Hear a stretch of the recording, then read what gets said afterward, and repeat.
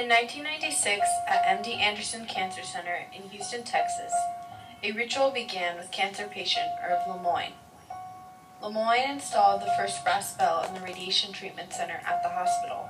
The bell was to be rung to celebrate the completion of cancer treatments for patients.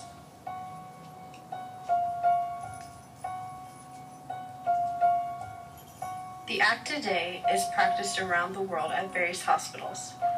It's become a tradition to ring the bell when you complete your chemotherapy and radiation.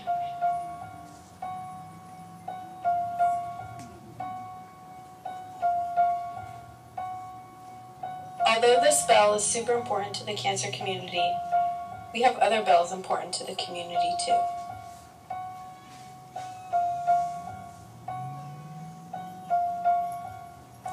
A bell at the school is such an ingrained part of school. It's such a instinctive thing that everybody who steps onto a school campus knows that when the bell rings, it's time to go. It's time to start moving towards what you have to do next. So in our case, when the bell rings, everybody knows it's time to get to class. So again, another form of structure to keep things organized. Within the classroom, I would say that a bell represents transition. And so to move from one activity to another, usually the teacher will ring a bell so the student knows that it's time to transition to another activity. Time to get up and move out of my office. The best time on campus is being out and about among everybody and around the kids. When the bell rings, it's time for me to get up and move. And if that's being out at lunch or out of break or beginning of school, whatever it is, it means time not to be in the office. When a stock market bell rings, it reminds me of how important it is for me to be a steward of my client's assets. When a stock market bell rings, it reminds me how I need to serve the community, how I need to serve my clients, make sure their dreams are achieved, and make sure I walk with them through every phase of their financial life. That's what the stock market bell means to me when it rings. It's a constant reminder of how on top of the business I have to be. Being a part of the bell choir kind of brings me back to my childhood, and I feel like I have built a connection with the ladies that are playing with me. Well, bells are really important to me because sometimes I get quite busy and we'll do more than one client at a time. And if it's 2 chemical services without that timer going in the background, I can get sidetracked, and the bell by going off reminds me that I need to get over and either check a perm or a color to make sure that I've done a great job. Historically, you have bells used for various kinds of reasons. In the church especially, to summon people, the hour is now to come to church, or to call them to prayer. Very early on, and for hundreds of years, the church used bells as a sign of prayer morning, noon, and night to make people stop work. It was a 90% agrarian society, people working out in the farms. And so they would stop their work and pause and then pray for just a couple of minutes in the morning and noontime at about 6 o'clock. So that was very common, very useful to the people. The bell we have is actually up by the line, the cook's line, and the bell being used for if we need to ask the cook a question or let the cook know we're adding something to the bill, to the ticket.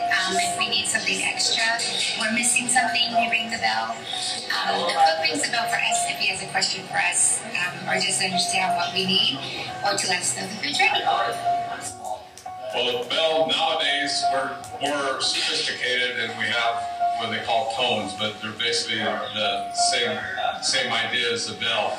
And there'll be a different number of tones that'll actually let us know what kind of incident we're going to go on. And that's pretty much the start of our real work. And when we're actually deciding which piece of equipment we're going to take, what kind of protective clothing we're going to wear, and also which direction in the city or the county we're going to use swatting.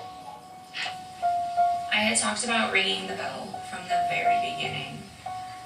I had to set goals each step of the way, I was just determined to make it through each hurdle and make it to the end, to mark the end of something that was so horrible but yet so eye-opening and changed me in ways that I probably needed to be changed.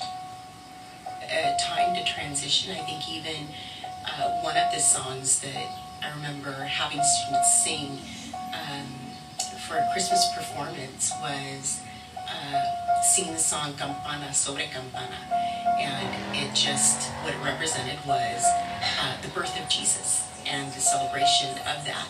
And so it's a beautiful song, and it represents in that song the birth of Jesus and just something new come into to life. And just like in the classroom, something new come into life and getting to start anew. I don't think anybody is going to ever have a time in history where they say bells are stupid or worthless. They've always been kind of a interesting backdrop to various celebrations and moments in people's lives. As far as bells relating to Relate for Life, I've had many clients come through my chair that have had the opportunity to ring the bell at the end of their treatment, which makes me really excited. That's why I'm here at Relate, to raise money and try to get everyone to be able to ring the bell. The thing that I would like to add about the stock market bell ringing in connection to the Relay for Life is that it's a reminder to everyone that this is life. This is something that we should take seriously when the stock market bell rings, because at the end of the day, we all have goals and dreams we want to achieve, and that's the same thing for the Relay for Life. There's a goal to cure cancer. So anytime you hear a ringing, it marks something of a new beginning, and in every beginning there is a goal that wants to be achieved, that needs to be achieved. The meaning of the bell in my line of work is to get our attention. You know, the bells indicate time, and time is one of the most valuable things that we have as souls on this earth. And you know, in schools, it's that factory aspect of things, but outside of school, bells can indicate hope and inspiration and other important aspects in people's lives that aren't just based on the factory model. It's a kind of a come to alert. It's almost a puppy dog type of thing, where as soon as you hear that bell, everybody's conversations stop, and we're listening to what our response is going to be. It's time to do our major job. It's time to go to work. Hearing the bells reminds me a lot of being a young child and playing bells with my mom when I was a kid. It would actually make me nervous if we were to try to go throughout our day without a bell to start the day. You know, I as a principal, I'd almost be nervous that everyone would, you know, walk in whenever they wanted. But it'd be interesting to see that. I don't think I'd ever want to try it, but that's how important bells are. I mean, really, they're just a way of life for a school. They're a very important, real simple, but very important part of the culture here. I don't think it's something that you can put into words, but the closest I can get is it was just so surreal. As I walked out of the radiation treatment room towards the bell, it was like a huge wave of emotions came over me. It was like a weight had been lifted off of me. And as I tried to imagine that I was not ever going to have to come back and lay on that table and get zapped with radiation, or having to go to that chemo center and have those toxins just pump through my veins, it was like the best feeling to know that I had finally made it through.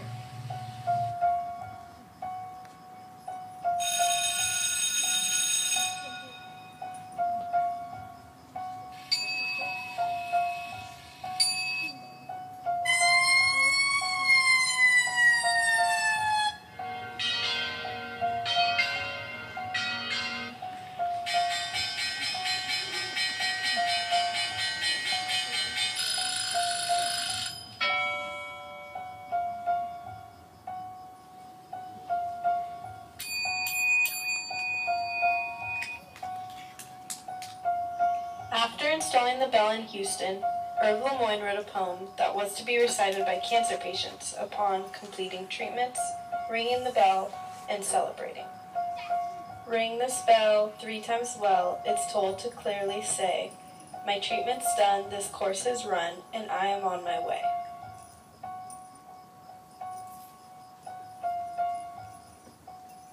Like a small boat on the ocean, sending big waves.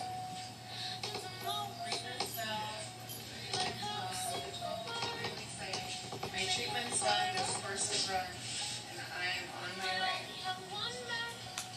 I can make an explosion, and all those things I did, wrecking holes inside my brain. I will scream loud tonight.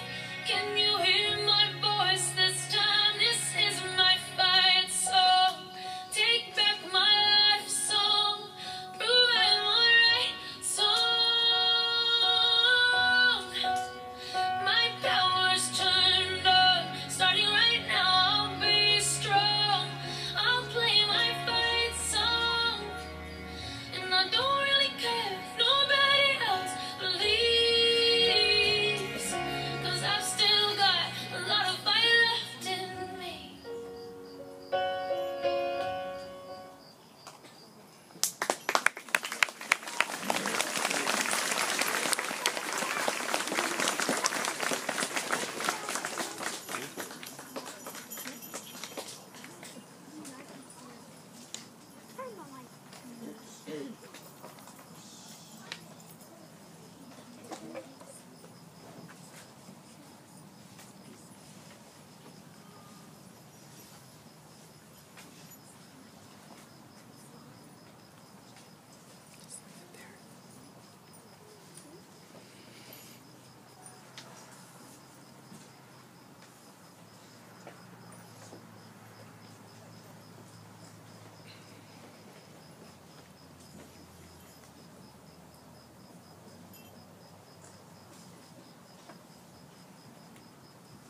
Hi everyone. My name is Kendall Mills and welcome to the 2016 Luminary Ceremony here at Hollister's Relay for Life, where we are celebrating bells. As stated in the video, bells provide a ringing sound that alert to varying things. But here at Relay for Life, we celebrate ringing bells as the symbol for completion of cancer treatments, radiation, and chemotherapy. Ringing bells here means success, finishing the fight, and beating cancer. Ladies and gentlemen, please welcome Jewel Attack singing Rise Up by Andre Day.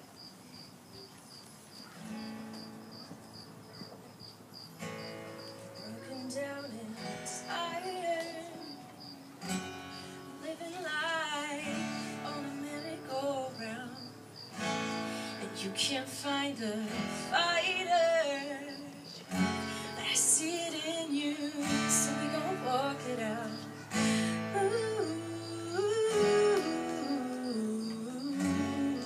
Mountains, we gon' work it out.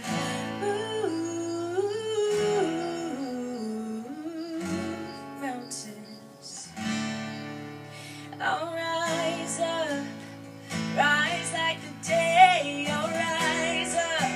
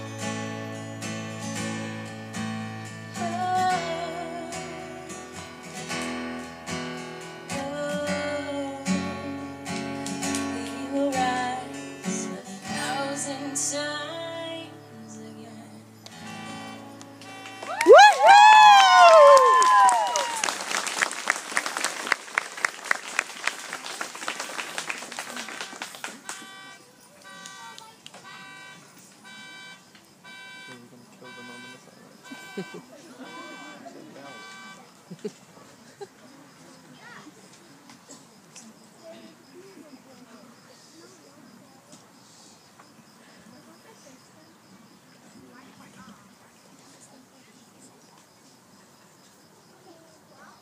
you, Julia. This year's theme for Relay for Life is Community for a Cure. And thanks to these people that have lived in our community and shared our past relays, we can proudly say that this is our 17th successful Relay for Life in Hollister. I'd like to welcome our past chairs up to the stage.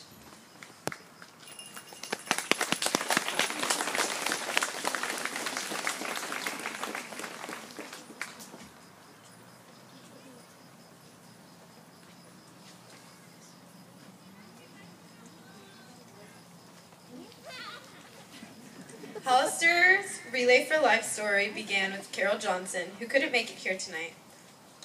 But she's provided a few words on why she brought it to our community. Carol was introduced to the American Cancer Society through her friend Jerry Johnson, who was our local ACS board chair. In 1998, Carol and her family began the process to bring Relay for Life to Hollister in honor of Cameron Bradley, her oldest son Jeremiah's best friend, who had recently died of leukemia at the age of 13. Cameron was a very athletic boy who loved to play basketball. Many good times were shared for as long as Cameron's health would allow. It was a very difficult time for Cameron's family and Carol's as well. Years after he lost his battle, Carol's family wanted to do something to honor his memory and help his family and her own through the healing process. So, in July of 1999, Hollister's first relay was held with 18 teams and raised $15,000. It was a successful first year. Carol Johnson chaired the event from its inception in 1998 until 2001. Later, Carol returned to chair once more in 2006. Relay brought Carol hope and helped her believe it possible to fight this disease and find a cure. Carol believes Relay brought our community closer together and stirred an acute awareness, garnering the attention of the American Cancer Society, which was so impressed with our little relay, we became the model for many of our neighboring communities. Through the years, all of these experiences have given Carol Johnson tremendous gratitude, and she continues to be inspired by those who fight on.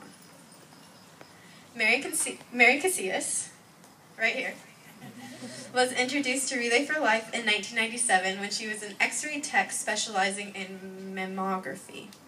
She went to her first relay as a participant in support of her patients and quickly felt the pull to be involved more. She co-chaired with Carol Johnson in the late 1990s and then chaired the event in the early 2000s at the Hollister Relay for Life. After being on the committee for several years, Mary decided to go back to her roots and join her family's relay team, Casillas Garner Family and Friends.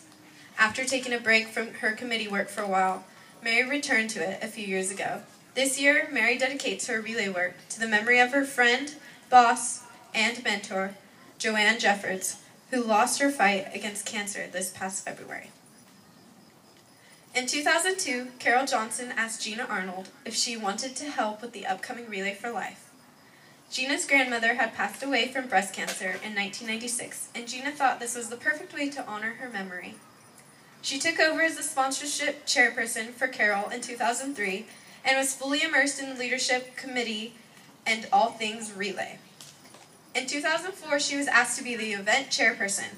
Her 17-year-old cousin, who had been diagnosed with leukemia, served as a grand marshal of a relay in Grants Pass, Oregon that year.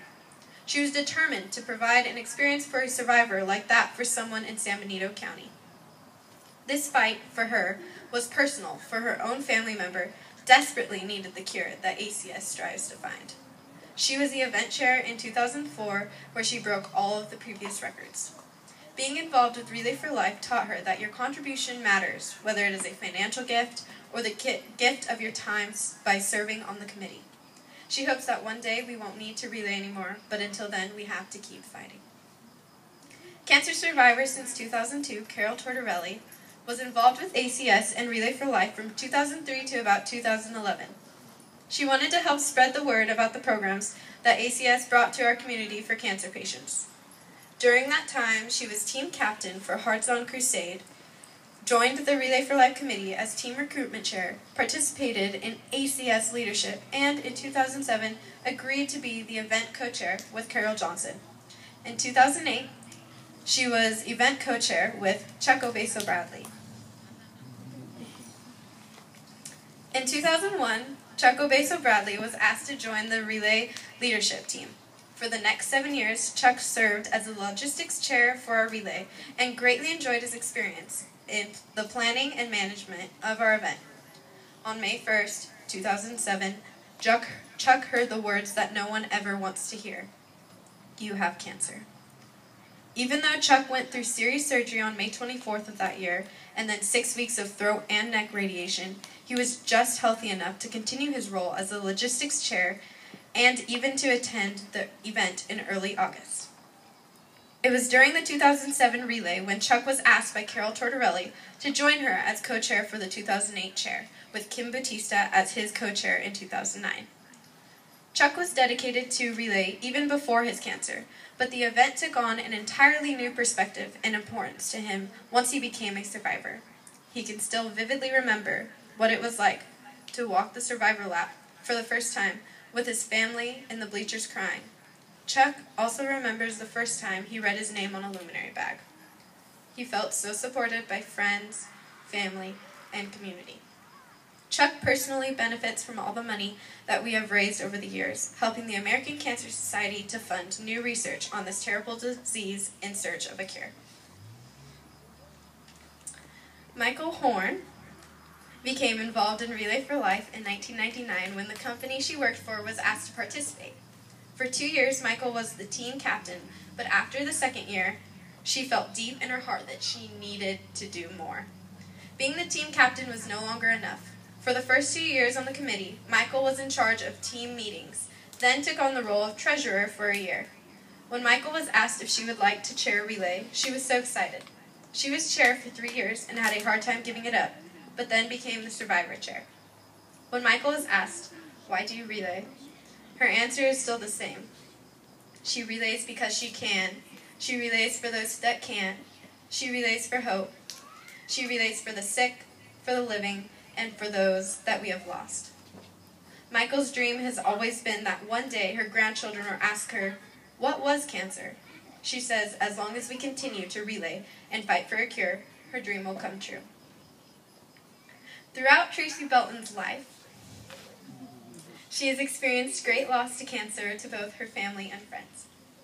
In 2009, one of her best friends, Michael Horn, who was the event chair, asked her if she wanted to volunteer for Relay for Life. For many years, Tracy heard about Relay, but never really understood the meaning. She decided to embrace the challenge. In 2010, she volunteered to be the entertainment chair. She was embraced by the Relay family and knew this was meant to be. Through this experience, she knew she had so much more to give. She decided to commit to being the event chair. Tracy was given the opportunity to meet wonderful people, work hard to raise money to fight cancer, share precious memories with friends and family, and remember and honor the ones we have lost. There are so many hardworking, dedicated people in this community who choose to fight cancer. She says one day we will win. From 2013 to 2014, Joshua Mercier volunteered as event chair for Hollister's Relay for Life. He had an excellent group of volunteers who were dedicated and shared his passion. Not only was their committee amazing, but their team was incredible. He remembers when team captains shared with him why their teams were established. Listening to the stories often brought a smile to his face and a tear to his eye. Josh is so proud of what our community accomplished during those years and what continues to be accomplished now. Josh says our local community, along with our world community, must continue doing the 3 things we have been shouting at the top of our lungs for as long as we can remember. We must continue to stand together and celebrate. We must continue to stand together, hand in hand, and remember. And last, but certainly not least, we must stay strong in our conviction to find a cure and fight back. And now, we are to present day. Robbie Russell, her daughters got her involved with Relay about 8 or 9 years ago. Robbie started her involvement by watching her grandchildren while they spent the night at Relay. She would walk a couple of laps and visit some of the campsites during the event. She became involved with the leadership committee about 5 years ago and really felt as though she got a chance to give back. So many family members and friends have been lost or fought cancer over the last few years that it never seems like enough. She enjoys the absolute gratitude the survivors and their families expressed during the weekend of the event, making some of the bumps in the road worth the trouble. Her sincere hope is that someday, Relay and the fight against cancer is just a chapter in a world history book. Robbie says she's proud of the work she has done and hopes to continue to help for many years to come. These are the people that ring loud in our community. Let's give them a round of applause. Woohoo! And now I'd like everyone to make their way to the track for our luminary laps.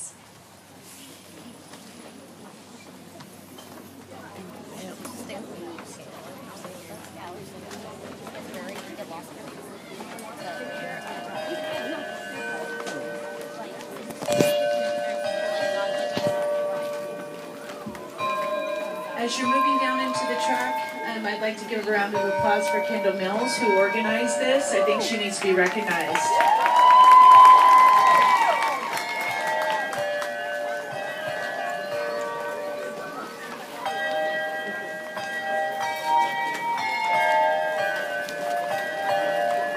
This is a solemn ceremony, so if you can walk in quiet. The purpose is to take a look at the bags. Celebrate our survivors. Remember those that lost their battle and are still fighting.